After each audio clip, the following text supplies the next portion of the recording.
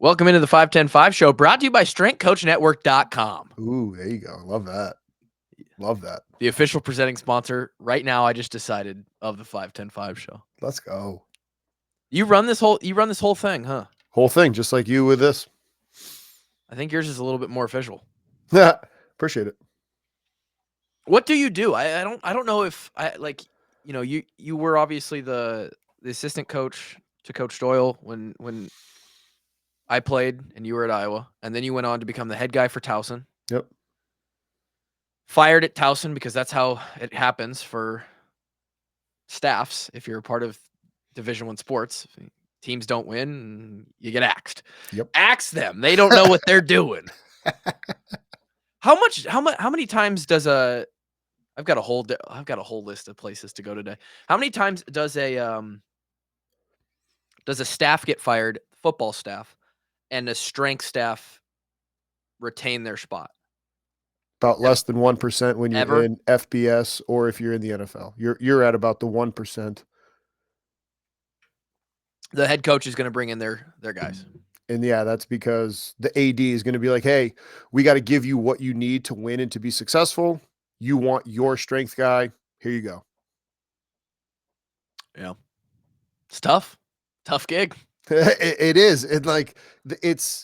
It's tough when you don't know that that's the rules, but if you get into it knowing that that's the rules, you're like, all right, man, this is just the way that it is. And it's like at the FBS and at the NFL level, it's like, all right, cool. You're going to pay me my salary not to work because you're letting me go without cause. Cool. True. I guess that is true. You know, it's like you're just getting rid of me because the head football coach wants their guy. Cool. Contractually, that's a fire without cause. You're paying me the rest of my salary not to work. All right, cool. Now I have time to figure out my next move. It's a good consolation for. Correct. Because it's an industry that is it's like sort of a Wild West a little bit. Yeah. You just got to go into it knowing that. That's all. So that was 20. When did that happen? 23. Wow. So that was way more recently than I thought. That was just last year. Mm-hmm. Would have been like the off season of last year, very beginning. It happened at the end of the winter phase. So during spring break of 23. Oh, wow. Yeah. You got through the winter phase. Got through the winter phase. I thought I was safe. What? Uh-huh. What? Thursday of spring break. And did it all happen at the same time? Like head coach was fired then and then? No. The head coach got his contract ended at the end of the season. So FCS, we end because the FCS first round of the playoffs is Thanksgiving. So his contract was not renewed middle of Thanksgiving. New head coach gets hired December. I work with him. I go through all the meetings and everything. And then Thursday of spring break, they tell me you're not allowed to work with the football team. You're allowed to train the pro day guys because I'd been training the pro day guys. You're allowed to still work with the track and field team. You're still on strength and conditioning staff. You know, I was helping out the other teams. I just was not allowed to work with the football team.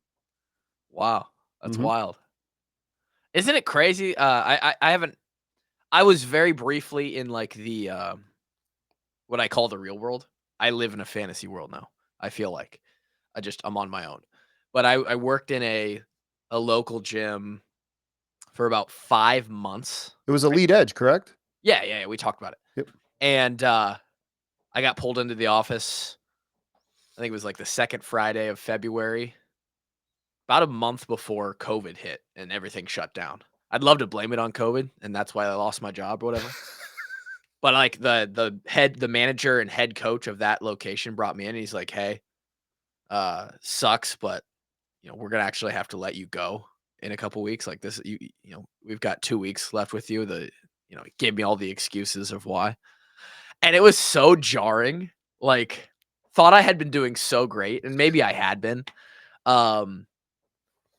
And I always trained after my shift. So I'd work the morning shift and then everybody goes home. It's the middle of the day. There's no classes and I'm like training and I had just been fired from this job. And now I'm doing my workout in the gym that I was just fired from. And I remember just sitting on the bike, like doing my warm up, like, what the fuck am I going to do? Like, that's such a crazy feeling. Had you already been working with the Strength Coach Network before this happened? Yeah. So pretty much right after I finished my PhD in May of 2020. I started working for Kier because I had all this extra time on my hands and I was learning through the site. And then I was able to start working for him while I was already a member. And what is the pitch? What is Strength Coach Network? We help strength coaches keep their certification. So now Okay. strength and conditioning coaches, you have to be certified to be employed. So like Cody, Ray, the whole strength staff at Iowa, they hold the certification from the Collegiate Strength and Conditioning Coaches Association. Yep. And they took the exam, they passed it, they're certified. But every 3 years, you have to continue to prove that you're learning with your CEUs. Mhm. Coaches can get CEUs from us because we have 180 webinars on every topic in strength and conditioning in every sport. Damn. And so you're just an alternative. Does CSCCA offer their own CEUs? They have a national conference that you can get CEUs from. Okay. But sometimes coaches can't make it because like you guys remember, we're still training when the conference goes on. So there was times where, the whole staff would go down and there'd be one coach that would stay and train you all because, or we'd all take rotation. Yeah.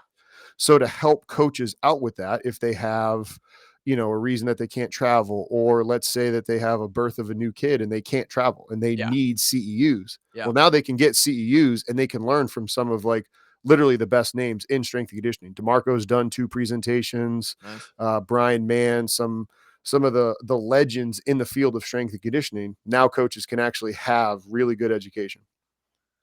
So you've got the CSCCA, you got NSCA, Yep. which is great. I don't even know what ASCA is. That's the Australian Strength Coaches Association. So we have members Oh, in 40 Australia. different countries. Wow. Holy smokes. Mhm. And so this is your day job. This is you're like managing these relationships, getting more and more seminars or webinars up, creating classes. And You've then got doing everything with the podcast and the social media. the So yeah, that's 80% of my day, and then yeah, the other 20% is, as a volunteer coach at Centennial, and then working, when needed at Goldfinch, the private sector gym, and that's mhm, kicking up even more now.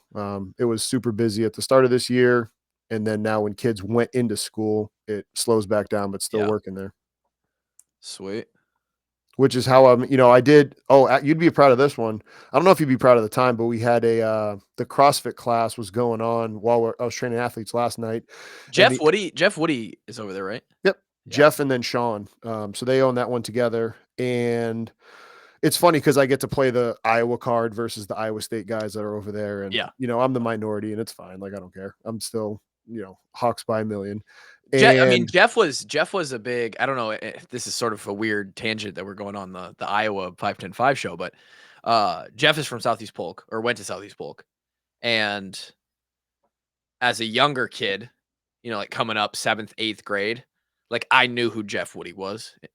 He was like one of the high school studs. There were several like guys around the state that I was like, oh, I'm gonna be a linebacker. Like I'm going to Iowa or Iowa State. I'm gonna play linebacker. I wanted to be Josie Jewell, right? And and then you have like your guys that you look around the state and they're like leading the state in tackles each year. Woody, I think he was a running back too in high school. He was just a stud at Southeast Polk, and so I knew who he was. He obviously went on to do to go to Iowa State, and then he's done some media stuff as well. But I've never actually met him, but I feel like I like know him or like whatever. But now he does he got into CrossFit for a while, or still is maybe. I don't know. that now the perfect reason for you to come up to Goldfinch and I get should in. come up. Yeah. Just come in and get a lift. It's less than a mile from my house. And whatchamacallit. So yesterday at the end of their training session, they had a 500-calorie row. And I was like, all right, I'm gonna hop in and Mm, do it. yeah. And I got 134 and I wanted to vomit. Like I died at the end. Like I was on a great pace to beat the record for the day was Yeah. 122, and I was on pace to beat Ooh. it. And at like 45, 50 seconds, it was Yeah. just like, ah. Yeah. Yeah. If you're not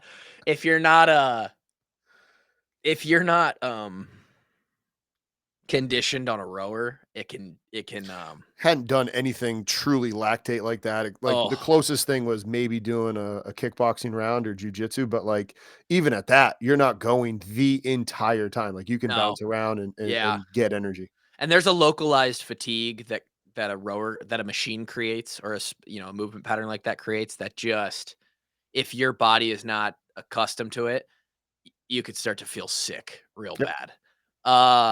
Yeah, 500-meter row is actually a great little fitness test for anybody that out there. You can find a rower pretty much at any stock gym or your YMCA, and just go rip on that thing for 500 meters. Mm. I think my best 500 is, it's probably somewhere maybe 121, 122, somewhere around there. Um, Much more disgusting than that is the 2K test, Ooh. which is the standard for Olympic rowing. Um, so you're holding that 500. uh, your More 500 times. pace is sort of what you do rowing workouts on, right? Oh So if you gosh. ever do intervals, um, I held a I held a 138 pace Wow. for 4 in a row for 2K. My gosh. I think I ended up rowing, it was like a 130 or a 634 2K. For a guy who's 5'10", that's not bad. Height really matters in Height rowing. so much matters. If you look at any Olympic rower, they are built a very specific way, and it's like 6'4", 6'5", and just long, because the range of motion just matters. 5'10", not great for rowing. DeMarco always gives me props when we do rowing workouts. He's like, "Man, you can row, dude." I'm like, "Yeah, for a little guy, I can rip a little bit." Um, it's a brutal workout. But I should definitely come up to Goldfinch. When they opened that, I kind of snooped around and was like, "Oh, that's cool. It's got a new little spot up there." Um, so here we are, 11 minutes into the show. We found out what Justin does. Doctor, gives credits to coaches all over the country, does some volunteer coaching. Good guy, just all around good guy, working with Centennial, local high school. They're doing well, aren't they? They are. They're in a little bit of a push right now. Got to win these last 2 weeks to get into the playoffs, but sitting Do they at have to? 5-2 from what I've heard, I think they should. losing to Dowling and losing to Southeast Polk. Like They those are probably, obviously 2 good teams, but yeah. you still have to be able to beat those teams. But last year got into the playoffs at 4-5. They were literally the 16th team and made it to the round of 4. So win. We've been telling them, like, listen, the playoffs start now. Win and you're in. It's that simple. It's kinda like that for the Hawks too. Agreed. And especially looking at like what Michigan State's going to be looking at. I mean, Michigan State's 3-3. Their next 6 games, right? Michigan State, they're looking ahead. They're saying, all right, we have 3 ranked opponents, 3 that aren't ranked, and the They 3 that aren't ranked, one of them is us. they've got a bit of a grinder, Correct. So like, if you schedule. think that they're not, they've got this game circled. And like, so what you're telling the guys in the weight room this week is, hey, can we avoid this roller coaster of win, lose, right? I said to Kevin on Sunday night's recording of the recap podcast from this weekend that there is not gonna be a need to create urgency the rest of this year, because we're through the non-conference games. They've already lost twice. Playoff is obviously the goal now for a team like Iowa. Being in playoff contention, or at least the conversation, is the goal at the end of the season. And this creates these goals, and who they play creates parameters for sort of how you wake up on a Monday morning, or I guess you go into the complex on a Sunday, and you're like, okay, what is, like, I hate to say that not every week is urgent, but like there are some weeks where you're like, okay, there's a little bit of a different speed we're working at this week. I remember the week that we got blown out by Penn State. We come back, it's Michigan week. That Michigan week of practice, when we did upset them in Kinnick that following Saturday, it had a bit of a different speed to it. There was a necessary intensified focus that week of like, we better get it together or we're going to get embarrassed 2 weeks in a row. And I just don't think that the coaches will have to manufacture it too much. Michigan State prime time matchup. You don't think somebody at their place is gonna bring the heat when they've got a nationally televised game in the 6:30 slot, night game? Like, they're gonna be juiced. Mm-hmm. You're walking into I don't care if it's Michigan State, rebuild, new staff. You're walking into a buzzsaw there. You can't get caught on that, right? Um, Wisconsin has been smoking people. Like, they're looking a little better than they did in the beginning of the year. Luckily, we get them at home, I believe. We get Nebraska at home. Nebraska, they got the 5-star, the quarterback, like their rules finally got them on a path to probably make a bowl game for the first time in about 40 years over there. So, who else do we have on our schedule? There's a few other. Northwestern, Oh, Northwestern. UCLA at the Rose Bowl location. That one you're going across country. Team's not doing so well when they come across country. The including Washington this past weekend, they got caught. Ohio State goes and gets caught. The record, I think, for teams that are traveling from the Pac-12 to Big Ten country this year is like the road team is like 1-14 right now. I think Minnesota's the only one that's gone and gotten it done. Indiana went and smacked UCLA earlier this year too. Ooh, yeah. But that's a new game. Who knows what that brings and travel and all that. Northwestern and Maryland, both teams who you're like, I don't know on paper, but I mean, I'm pretty sure Northwestern has a winning record against Iowa in the last 5 years. yeah, Northwestern always finds a way to get it done, and they go to Maryland, which is the week before, I believe the Nebraska matchup. I think that's week 11. That's a little bit of a trap matchup where you And go that out. locker room is terrible. You want to talk Oh, about something that'll lull you to sleep? That locker room as a visitor is worse than pretty much most high schools. how is it so bad? It is literally a middle school locker room. I know. When I was there on staff, when we had our scrimmages, like, white versus red scrimmage, Yeah. like we were in that locker room, and I'm Oh, just like, this is like awful. And then obviously we went there in 14. it's almost a crime that they make teams like there's got to be some level of Standardization. there's got to be a standard of like oppositional care that you give the opponent. Like there's got to be some minimum operating standard. Like you can't it's hard to even move around and do your game day routine. You literally tape outside. Like we did that at Towson when we played there too, because it is that bad. Unbelievable. Them Northwestern was bad. I mean, now it's going to be better. They've got this weird lake stadium now. If I'm them, I'm not getting rid of that because they never used to fill out the other one. It's smaller capacity, so you don't have, like, you look full and you're on the water. That's It's pretty gorgeous. sick. Like, what are you doing? Just Yeah. keep it there. Our producer Grant and I have been talking about how like this weird makeshift temporary lake stadium is like giving them an advantage. They are like you do not want to go there and play. Like even Indiana was like only won by like 2 touchdowns when they went there. They'll play everybody close. Northwestern's a weird team. I wanted to talk about this week, aside from what you're actually doing on a daily basis. What does the week of a strength coach look like? What is the weekly schedule? What does Monday look like? How early are we getting up? Is it really that bad?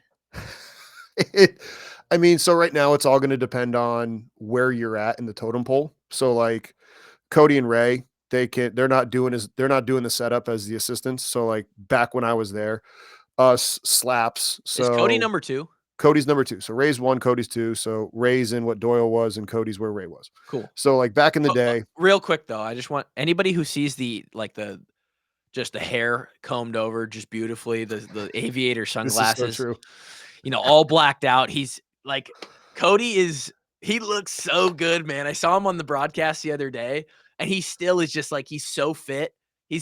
Oh my God, he's just like professional looking over there on the sideline. If I had hair like his, I wouldn't shave my. Oh I my wouldn't God. get rid of it. No, I have awful hair. Every single guy in the staff bald. Cody just flaunting perfect hair. Oh my God. So like those guys, they're not doing the setup, right? Like Right. that's what the younger assistants and the interns are doing, which is what we did. So those guys are setting up, and yeah, they're getting in at 4:30. They're waking up at 4 because the whole thing is like, if we want to expect you all to be prepared, we have to be prepared. Yeah. So we want setup done by 5:30. So that way, when you guys start rolling in at 5:30, 5:40 to get shakes and stuff, you see the weight room is set up. Hey, the coaches are prepared.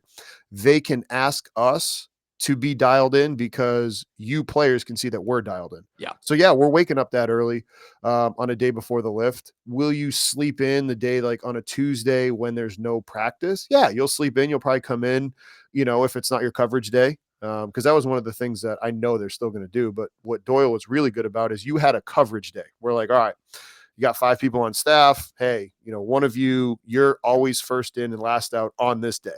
But then that meant, and he's like, listen, don't guard your desk. Do what you need to do. But yeah, like if you're done with your job and you can leave at 2, leave at 2. I don't Yeah. care because I know that you come in super early. Yeah.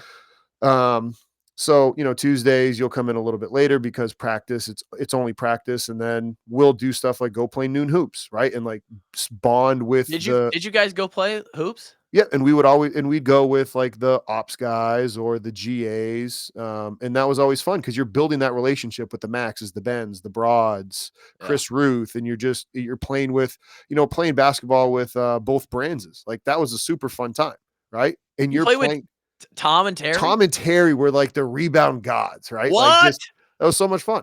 Oh my god, that's amazing. And sometimes we'd actually play on Carver Hawkeyes basketball court. Oh, Sometimes we'd play in the practice courts, but we'd always go over there, and it was good to build relationships with the other side of campus. And yeah. so, you do that, you go back to the weight room, and that is where you're reading, you're doing your continued education, right? And so because I've done it, I know that coaches want good con ed. They want to be able to get credit for the education they're doing. So, you're reading, you're learning, you're experimenting on different lifts, different protocols, because if you're going to make a suggestion in the staff room, Doyle wants to know, like, why are you making this, right? Yeah. Any head guy, they want to know, like, there's a reason behind it. So, hey, I've read this, I've tried this, here's why I think we should do it. So you're doing that during your day. But yeah, if it's not your coverage day and there's nothing going on, like Tuesdays were the best because there was no team meeting. Yeah. Mondays and Wednesdays, we had that team meeting before you would all go to film. So we would always stick around. We'd go to the team meal after the team meeting. Tuesdays, there was none of that. So, typically DeMarco and we'd leave at like 2:00 because we did our job. We'd come in early, leave early, and we actually would go play like NCAA or something, right? Love that. But like I we did our job. We did everything that we needed to do. We still would come in on Thursdays. That's when we would meet as a staff. okay. Um, Eventually we switched it and got coach to meet on Wednesday instead. So that way, if nobody had anything on Thursday, you truly could just come in and lift and leave, or not even come in at all. So we could get a break. I was gonna, because in my mind, I'm trying to run it through, I guess, in in the player's mind, and I never really thought about this because there's just no other time. You don't give a shit, but there's no other time to think about anything but yourself, and you're trying to just do your own thing. Subconsciously, it felt like you guys just live there, right? Like, to the players, which is good. Like you said, you want that to be the feel of like, if we're here, strength coaches are here, they're grinding. Yep. And to some extent, the football staff, those guys actually do live at the complex. They don't. Sometimes, because Coach Ferentz got really, really good about being like, hey, Monday, like Sunday, Monday, Tuesday, yeah, but like by Wednesday, you need to be with your family. Like you need to be out of the building. Was he? Yes. I would love to. I see. That's the side of things I never got. Like, players And never got. after remember Phil had that episode on the field where he got, Bro, I was 10 feet from him. that's what I'm I'll saying. So like never forget that. because of that, Coach Ferentz is like, you all need, because KF would exercise. And so like, Oh, KF was in there grinding, baby. and so remember when Brian and Seth and Phil started doing those They're running. complexes, Yeah. right? And they would run or they'd push the sled. And so like Coach Ferentz was really trying to promote like, hey, take care of your body Yeah. because you need to. Yeah. God, I love hearing that about KF. It doesn't surprise me. He's always No. on top of shit. And here, you want to talk about love KF? I'll never forget this. So it was, whatchamacallit, end of 20. We're getting ready for the, finishing up we just win the Pinstripe Bowl. He Okay. just tied Hayden Fry for his Yep. record, right? Yep, Ties that it. was my last game. Yeah. Okay. Ties the record. He comes up, he's shaking everybody's hands, shakes my hand, and he's like, hey, Justin, don't worry. I'm going to call that coach because I was interviewing for a head strength coach job at UMass, and he knew the coach, and Coach Doyle had like, hey, coach, could you reach out to this coach for like as he's just won that, like, that's how selfless he was. that he's like, "Hey, don't worry. Like once we get back from this bowl game, I've already reached out to that guy. I will follow up for you on your behalf." I don't I don't know how he does it. I Me really neither. I don't. He there's no way there's no way a human can keep track of 150 plus relationships and the details and nuance like you just explained for each one of those relationships, the parents' names of each player, and but he does. I know. I don't know how he fucking does it. He is a wizard. And he does it so quickly too, in such a short amount of time. It's unbelievable. I It's I also funny when he introduces himself to people he doesn't know, and he's like, "Hey, I'm Kirk." It's like, when yeah. I love when like famous people do that. When did that happen? We went to not this summer, but 23 summer. We went to Tight End U. Oh, okay. Uh, Kittle got us access, like media access to the event, and like we went and watched practice and was in the facility and all this stuff. So we got to go down and do a podcast with him. Um, and the Monday, it started on a Tuesday. We got there on Sunday night and went to Georgia's Monday and Tuesday. And Monday, uh, that day before, Barstool was coming out to Oh, his place, like Big Cat, and they were coming to do like Pardon My Take, which is a much bigger podcast than ours, obviously. And so like uh, you all of those guys, Big Cat and the whole crowd, they were coming out to Kittles, and I'm like, holy smokes! Also, we walked in that Monday morning, and David Bakhtiari's there, and a couple other NFL guys are there, and it's just like casual, right? It's just like the Kittle operation is nuts, and Big Cat gets there, they're walking around, and eventually George goes, "Hey, have you guys met the Barstool guys?" And we're like, "Nah, we're trying to stay out of the way." And he goes, "Oh, come here." And we go up and Big Cat is like, "Oh, hey, I'm what's his real name?" Uh I actually don't know. I don't either. I do know it, but I forget. He introduces himself. I'm like, "I know who you are." I know. Like, yeah, got it. But yeah, KF doing that is hilarious. I don't know how he does it. Um it doesn't surprise me to hear that he would like harp on like getting home and seeing the families. It's just sometimes those coaches are actually we had Coach Woods on this summer, and he talked about how like multiple times uh Doug, the janitor, would like Oh, yeah. would Doug's a leave. man, by the way, too. The Love Doug. man. Oh my The gosh. man. He Just would the leave. pride he has. Oh, Oh, he would leave the complex and like walk by the coach's hallway, and coach would be in there at like midnight, 1 a.m., like finishing up film or doing film or whatever, putting together a playbook, scouting report for the next team. And then Doug would come in at like 6 in the morning and walk by the door again, and coach hadn't moved. Like there was a couple times where that had happened. He said, "Oh, you're in here early. Wasn't home for long." And Coach Woods didn't have the heart to tell him like, "Yeah, buddy, I haven't left." LeVar, I God bless him, but I'll never forget one of the times Max was like, "Dude, LeVar could get so off track." He's like, "Just give me what I need, brother." Like, Oh, dude, he can roll. He can yeah, he roll. can, and that's where like, because LeVar and I, we chatted when I was at Towson, and like when he'd be on the road, and like we'd literally he'd be driving, and we talk for an hour and a half, and Oh, because same thing like with KF, because he wants to talk with you and build a like m- um my wife and I went over his house one time after we won a game in like 2015 or no 2014 when we were first dating. Like again, he's just a good, caring person who literally cares about you. yeah. And like, oh, I'll never forget. We had like LeVar is just great. Again, another great human that like will remember you and the people that you've been with. Like seeing him at the Every Kick Counts last year, Yep. not this year, but like, yeah. Crazy. Circling that back around, it felt like you were at the complex all the time. How many hours would you say did you actually work as a like when we were there, you were the assistant. You weren't number 2. It was Doyle, it was Ray, and then Ray was still an assistant, but it was you, Mark, Nick, Cody, and yeah. Cody when I was there. Um at least for the last 3 years or whatever. How many hours in a 7-day week are you working?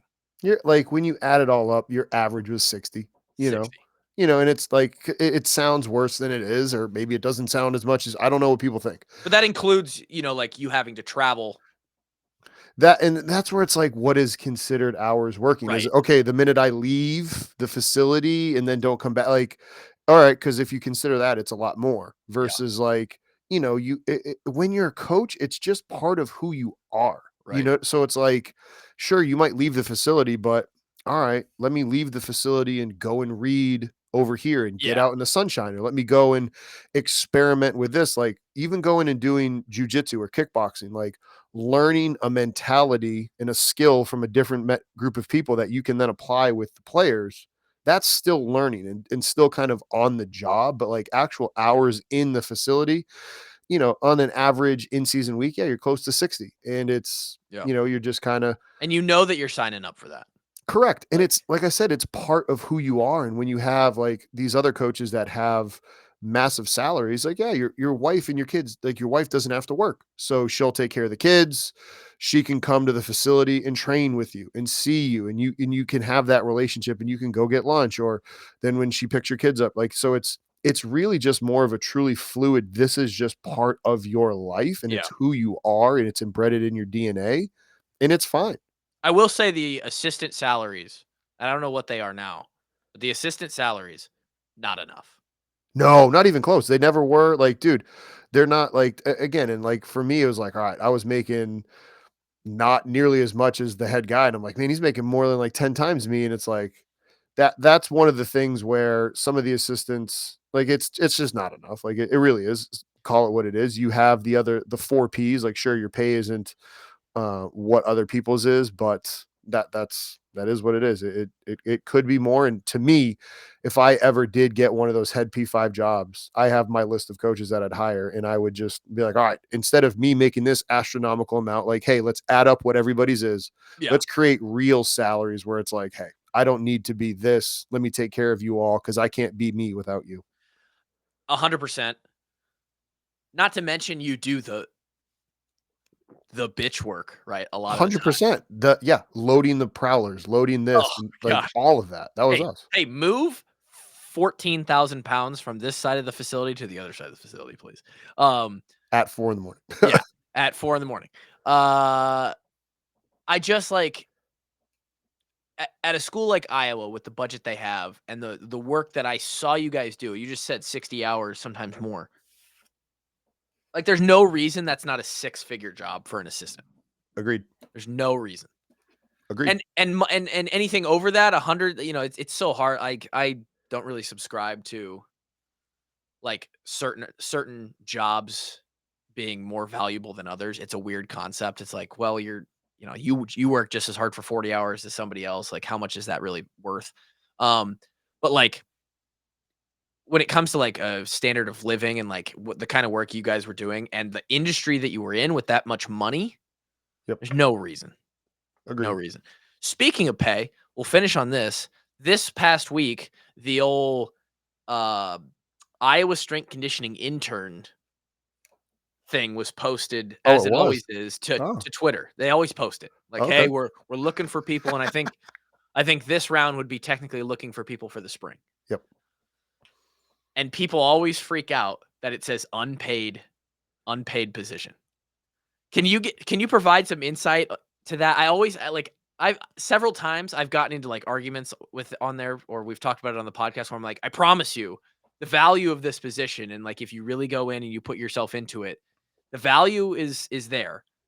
But don't they also get like, there might not be a salary applied to that, but wasn't there like a living stipend? There wasn't a living stipend? Nah, son. There wasn't a living stipend for the interns? Unless that's changed. Nah, son. But you Like, guys got okay. So no living stipend, that hurts, but you got to eat food. You get correct.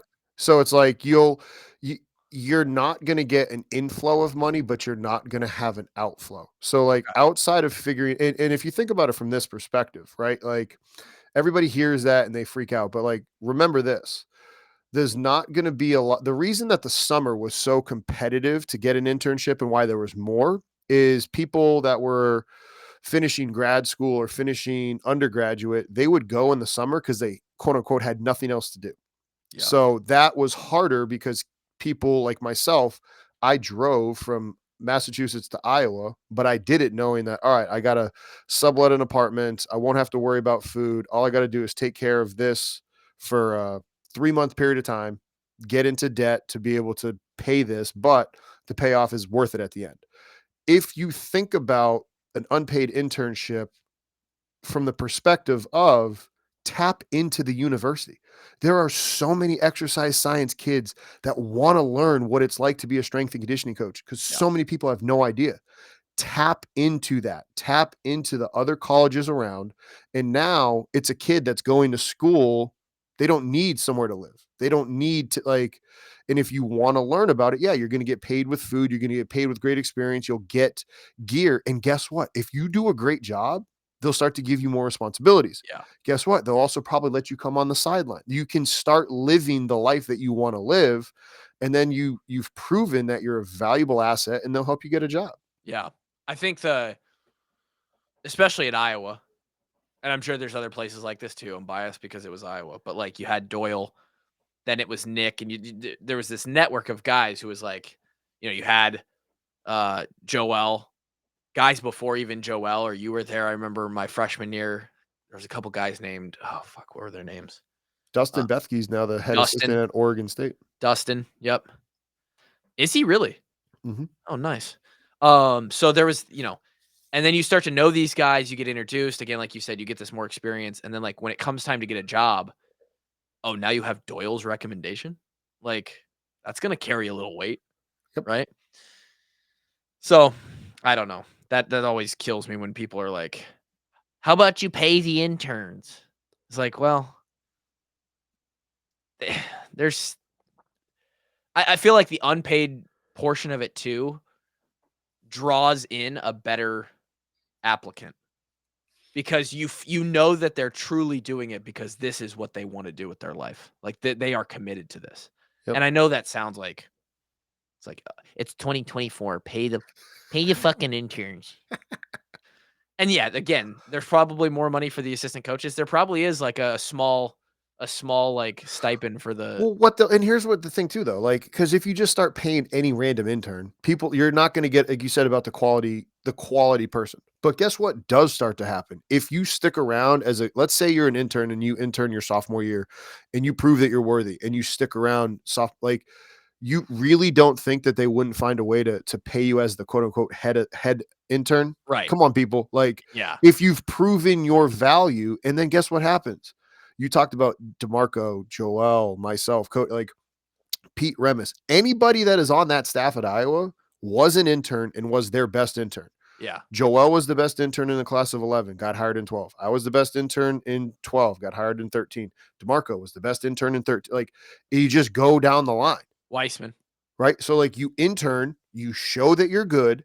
They either hire you in that bullpen position or you go somewhere else and come back because there's a track record of it. Yeah. So it's like, sure, again, you don't want to just pay any unpaid intern. Let them prove themselves, learn and see why you're good, and then the money will come. Like get great at what you want to do, and then the money will follow. It is Yep. that simple. Yeah.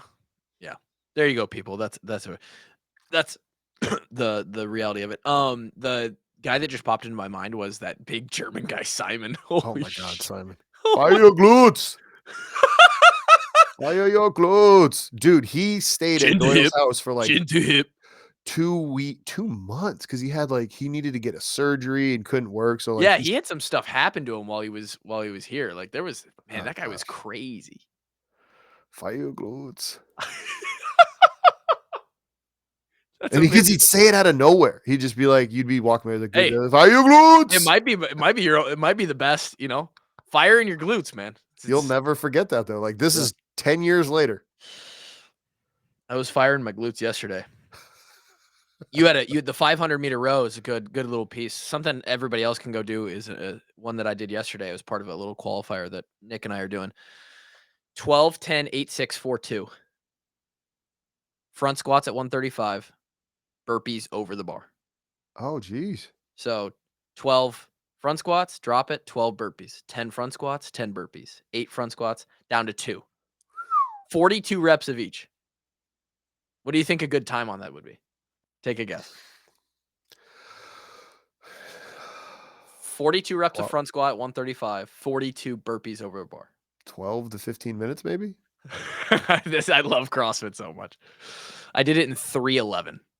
My God. DeMarco went 3:23 or something. I'm telling you, CrossFit is an insane. You Because I figure was out about to say, like, is it like, I mean, yeah, I guess you're just it's going, as like, fast as you're not you pacing can go. anything. Because I was thinking, like, okay, maybe it was a minute to do it. Like, holy y'all are wild. Yeah.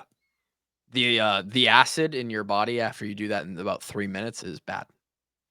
The part 2 of that workout was you rest until the 10-minute mark, Uh-huh. and then you do an ascending clean and jerk ladder for time as well. So 10 at 185, 8 at 205, 6 at 225, 4 at 255, 2 at 275. I don't think people understand that, like, probably the worst part of it is coming back and training after the rest. Oh, it's so bad? That's awful. Yeah. I did the second part, those 30 clean and jerks in 8:49. Yeah. It's like, dude, I'm telling you, CrossFit. I love getting like guesses on workouts from people outside of like who don't do CrossFit often because they're like, I don't know, 10, 15 minutes. It's like, nah, took 5 minutes. Do you supplement with sodium bicarbonate? I don't, but I've considered. It's supposed to like buffer the acid, right? Yeah. Yeah. I've got a PR lotion of sodium bicarbonate. Does it work? I don't know if it works or if it's the anecdotal, or the placebo effect, but I mean, Either I way, feel like if I put it on my shoulders, if I go into a kickboxing match or, helps a little bit. I feel like, man, my shoulders aren't as, again, You've who got knows it. which one it You've got is. it in a lotion. Yeah, it's called PR lotion, sodium bicarbonate. You just rub it on your shoulders. I'm buying some right now after we finish this. I need anything I can. I take beta alanine. I do it, creatine, but I haven't done that. I do know some CrossFitters that do it though. They'll hit some right before like a high intensity like competition. Like, yeah. So I don't know. Thanks for joining 5-10-5 show. You got a couple workouts to go try if you want to really hurt really bad. 500-meter row is brutal. And you learned a little bit about being a strength coach today if you want to be a strength coach, Division 1 level at least. You get great meals. You get fantastic meals. I'm actually so I'm gonna give a little selfless plug. I'm writing a Yeah. textbook for the publisher Cognella on, so they're an exercise science publisher, textbooks, professional books, and the book is literally going to be about how to navigate your career in strength and conditioning. You like that? We got to get you one of these shirts. Amen. Known for great D. I mean, IDWA. We got to and we got to get you a Hawks by Million flag too for your office. Hey, hook it up, man. I appreciate it. I'll send it your way. So you're writing a textbook and you what? It's about it's called How to Navigate Your Career in Strength and Conditioning, Oh, because a yeah. lot of people, like, in school, you're really only taught college or pro. But in reality, there's college, there's pro, there's high school, there's tactical, and there's private sector. Yeah. And then within college, there's football, basketball. There's even some one-offs like baseball, softball, and wrestling in different parts of the country. You can be that specific only, or you can Wow. work in Olympic sports. So it's written for 200 or 300 level classes, and it'll be coming out about a year from now, actually. Wow. That's big time. Yeah, man. Wrote a textbook, writing a textbook. So that's also what I'm doing. Something I will never ever fucking do. But when that comes out, we'll definitely pump it. All right, 5-10-5 show. Hopefully we lead into a nice, you've got plenty of time to listen to this episode, even if you couldn't catch it on Friday. It's a 6:30 game, I think, or 7, prime time game. You got all day Saturday to listen to us. Start pre-gaming, a few brewskis, I'm sure. Mm-hmm. God, it's gonna be. I don't like these. I like a 9:30 bedtime, and I gotta Same. watch this game until 9:30, 10 o'clock, and then come down after that. So, all right, we'll be back next week. See you then.